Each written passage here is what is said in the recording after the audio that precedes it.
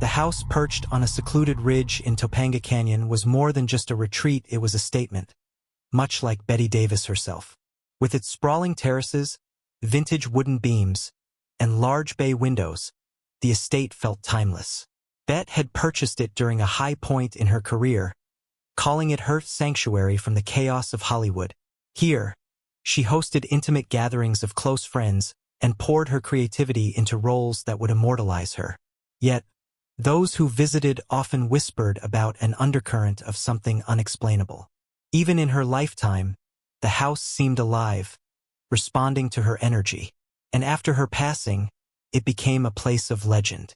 In 1995, decades after Bette's death, an independent filmmaker named Claire Mason was drawn to the property. An admirer of Bette Davis's work, Claire had rented the house to find inspiration for a screenplay. It was a rare opportunity to immerse herself in the presence of her idol. The first few days were quiet but unsettling. At night, the wind whispered through the canyon, and the old wooden structure groaned under the weight of its history. But Claire dismissed the unease as her imagination, heightened by the aura of the place.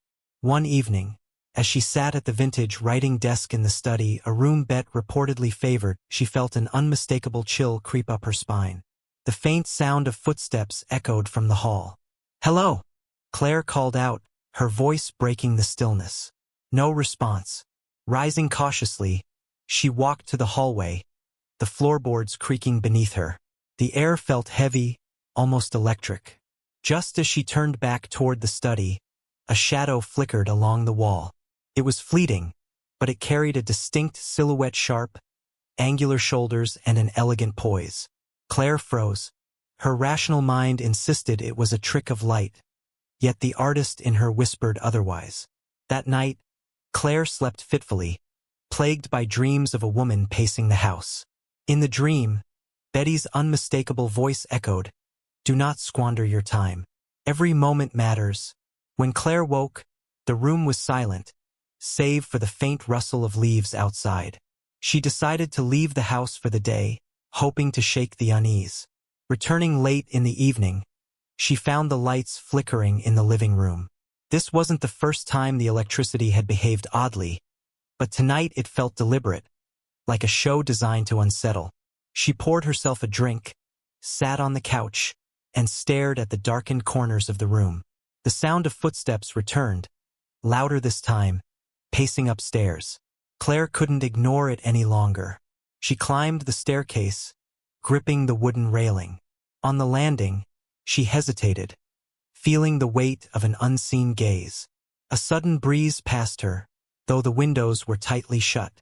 In the dim light, a shadow stretched across the wall, stopping in front of a door at the end of the hallway. Gathering her courage, Claire pushed open the door. Inside was the master bedroom, untouched in its grandeur. A vanity stood against one wall, its mirror reflecting the faint glow of moonlight. On the far side of the room hung a portrait of Bette Davis, her gaze piercing and alive. Claire stepped closer, her breath catching. The air grew colder, and a faint whisper curled around her. "You're wasting time, darling." The voice was unmistakably Bette's. The moment stretched, surreal and terrifying, until the room fell silent again. Claire fled the house that night, abandoning her project entirely. Locals say the house remains imbued with Bette Davis's energy, a testament to her indomitable spirit. Guests have reported shadows that move of their own accord, the faint click of heels on the floor, and whispers urging them to take action or cherish their time. Those brave enough to stay often leave with a renewed sense of purpose, as though Bette herself is still guiding, still creating, still demanding excellence. The house in Topanga Canyon stands as a living memory, not haunted in the traditional sense, but deeply alive with the essence of one of Hollywood's greatest legends. Claire returned to Los Angeles after her night in the canyon, determined to leave the experience behind. But the house wouldn't let her go so easily. For weeks, she was plagued by vivid dreams of Bette Davis. In these dreams, Bette wasn't the ghostly figure Claire had seen that night, but the woman she had come to admire in films, vivacious, sharp-tongued, and utterly captivating. "You don't scare easily," Bette would say in the dreams, her smoky voice carrying an edge of challenge. "That's why you're here. Don't waste it." Claire tried to move on, throwing herself into other projects, but every script she wrote felt hollow, uninspired. Worse, strange occurrences followed her wherever she went. Lights flickered in her apartment, and the faint smell of roses, Betty's favorite perfume, seemed to linger in the air, no matter how often she aired the place out. Finally, Claire gave in. She packed a bag, drove back to Topanga Canyon, and unlocked the door to the house that had both terrified and intrigued her. The first night back was quiet. Too quiet. The house, which had felt alive with energy during her last stay, now seemed to hold its breath. Claire decided to return to the study, the room where she had first felt the chill of Betty's presence. Dust motes swirled in the lamplight as she sat at the desk. She placed her hands on the old wooden surface, half expecting something to happen. Hours passed without incident. Just as she was about to give up and head to bed, she noticed something she hadn't before: a small drawer built into the side of the desk.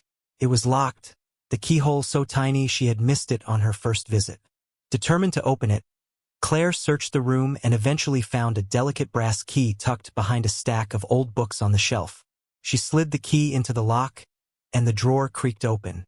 Inside was a single item: a leather-bound journal, its pages yellowed with age.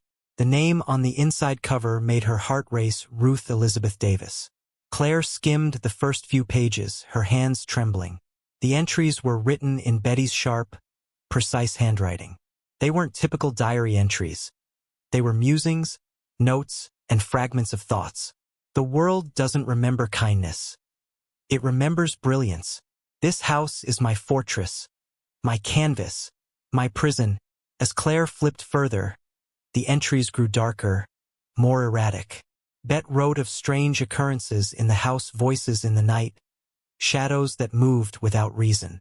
She described the feeling of being watched, even when alone. The final entry chilled Claire to her core. "If you find this, it means I'm still here. I won't leave until I've found what I'm looking for." The night stretched on, and Claire couldn't tear herself away from the journal. As she read, a strange sensation crept over her, as though the room were closing in.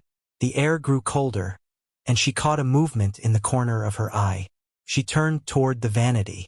Its mirror, which had reflected only the room's stillness moments before, now held something else. Betty's figure stood behind her. But this was no apparition. She was vivid, as though pulled straight from one of her films, dressed in a dark gown, her piercing eyes locked on Claire. Claire's breath hitched. "You've opened the door," Bette said, her voice low and deliberate. "Now you must finish what I started." Before Claire could respond, the room plunged into darkness, and the sound of shattering glass echoed around her. When she looked back at the mirror, it was intact, but her own reflection was gone. The next morning, Claire awoke in the study, the journal still open on the desk. She wasn't sure if what she had experienced was real or a vivid nightmare. But one thing was clear: she couldn't leave. The journal held secrets that demanded to be uncovered, a story that needed to be told. And Claire, whether by fate or choice, was now a part of it. As the sun rose over Topanga Canyon, bathing the house in golden light, Claire realized she was no longer afraid. Instead, she felt a strange exhilaration. The house was no longer just Betty's sanctuary. It was hers, too. Don't forget to subscribe and like if you liked this story. The journal became an obsession. Over the next few days, Claire devoted every waking moment to deciphering its contents.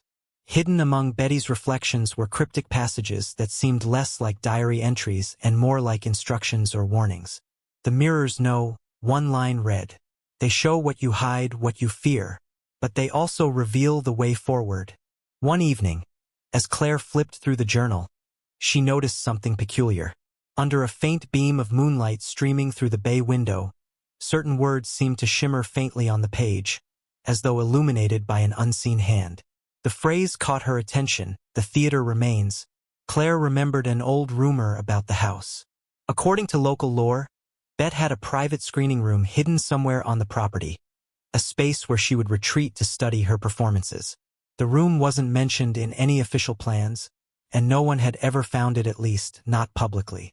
Determined to find the theater, Claire began exploring the house more thoroughly, paying attention to every creak in the floorboards and every hollow-sounding wall. Her search led her to the basement, a space she had avoided during her first stay. The basement was damp and cluttered with forgotten relics, dusty trunks, faded posters, and old props that seemed to carry a whisper of Betty's illustrious career. As Claire sifted through the debris, she noticed an old wardrobe pushed against the far wall. It was out of place, too modern for the rest of the room. When she pulled it aside, her heart leapt. Behind it was a narrow door, barely visible, its edges blending seamlessly with the wall. The door wasn't locked. It creaked open, revealing a dark staircase that descended further into the earth. Claire hesitated, the weight of the moment pressing on her. The air seemed to thrum with anticipation, as if the house itself was waiting for her to take the next step. At the bottom of the staircase, Claire found herself in a room that felt frozen in time. Rows of velvet chairs faced a small screen, the scent of aged fabric and film chemicals hanging in the air. On the far wall, an ancient projector stood silent, its reels empty but poised as if waiting for a film to begin. But it wasn't the theater itself that drew her attention. It was the walls. Dozens of mirrors adorned the space, their frames ornate and mismatched, reflecting distorted images of the room. As Claire stepped closer, she noticed that each mirror seemed to hold something different, not just the room but flashes of movement, glimpses of faces she didn't recognize. And then she saw her. Bette Davis stood in one of the mirrors, her reflection sharp and vivid. She wasn't looking at Claire but at something beyond her, as though she could see through the glass and into another world entirely. The figure turned suddenly, her eyes locking onto Claire. "You've come far," Betty's voice echoed in the room, though her lips in the reflection didn't move. "But you're not ready yet. The reel is missing. Find it." Claire's pulse raced as she stared at the reflection. The words were clear, but the meaning wasn't. What reel? Where was she supposed to look? Before she could ask, the projector clicked to life. A faint whirring filled the room, and light flickered against the screen. But no film played, just a blank, pale glow that cast strange shadows across the mirrors. And then the whispers began. They came from all directions, overlapping and indistinct, as though the room was filled with unseen spectators. Claire spun around, trying to find the source, but the mirrors only reflected her own frantic movements.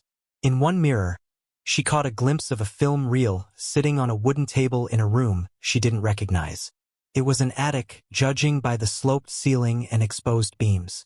The reflection shifted, and Bette appeared again. "Bring it here," she said, her voice low and commanding. "Only then will you understand." Claire bolted up the stairs, her mind racing. She hadn't seen an attic entrance in the house, but something told her it was there, hidden just like the theater. As she searched the upper floor, she felt the house guiding her. A faint draft led her to a closet in one of the guest rooms. Inside, a pull cord dangled from the ceiling, nearly invisible in the dim light. With a deep breath, Claire tugged the cord. A hatch creaked open, and a rickety ladder descended into view. The attic was stifling, filled with dusty boxes and old furniture draped in sheets. Claire moved carefully, her flashlight cutting through the gloom. At the far end of the space, a wooden table stood exactly as she had seen it in the mirror. On the table sat a single film reel, its metal edges tarnished with age. Claire reached for it, her fingers brushing the cool metal. The moment she touched it, the room seemed to lurch. The whispers from the theater returned, louder now, more insistent. And then she heard it, Betty's voice, clear and urgent. "Hurry. They're watching." As Claire turned to leave, the attic door slammed shut with a deafening thud. The air grew thick, pressing against her chest. In the darkness, she felt something move, something she couldn't see but knew was there. Holding the reel tightly, she whispered to herself, "I'm not afraid. I'm not afraid." But the shadows seemed to answer her, their shapes shifting and coalescing into a form that blocked her path. It wasn't Bette. This was something else, something older and far less forgiving. Claire stood frozen, the shadowy form towering in the attic's suffocating darkness. It radiated malice, a presence that felt older than the house itself. The whispers became a cacophony, words overlapping, voices pleading, warning, demanding. The reel in her hands seemed to pulse with its own energy, growing heavier with each passing second. Desperate, Claire pushed through the oppressive force, clutching the reel as if it were a lifeline. The shadow lunged toward her, an amorphous mass that sent icy tendrils brushing against her skin. With a burst of adrenaline, Claire darted toward the ladder. She barely made it down, slamming the attic door shut behind her. The house groaned, its structure trembling as though it disapproved of her escape. The whispers didn't stop, growing louder and more chaotic as Claire stumbled back toward the hidden theater. She burst into the room, panting, and slammed the door behind her. The mirrors flickered with distorted images, Betty's silhouette appearing in one and then vanishing in another. The projector's light still cast its eerie glow, waiting. Claire placed the reel on the projector, her hands shaking as she threaded the film through its mechanisms. As the projector whirred to life, the whispers stopped. The room plunged into silence so profound it felt suffocating. Then the film began to play. The screen lit up with an image of Bette Davis, younger than she had been in her later years, her expression solemn and piercing. She stood in the very theater Claire was now in, her reflection visible in one of the mirrors behind her. Bette spoke directly to the camera, her voice resonating through the room. If you're watching this, you've come further than most. This house was never just mine. It belonged to something else long before I arrived. It feeds on ambition, on desperation. But it also rewards those who are willing to face it. I stayed because I had to. But you... The image flickered, and for a moment, Betty's face was replaced by the shadow Claire had seen in the attic. When the image stabilized, Bette leaned closer to the camera, her eyes burning with intensity. If you want to leave, you must finish the story. Complete the work. Only then will it let you go. The film ended abruptly, the screen going dark.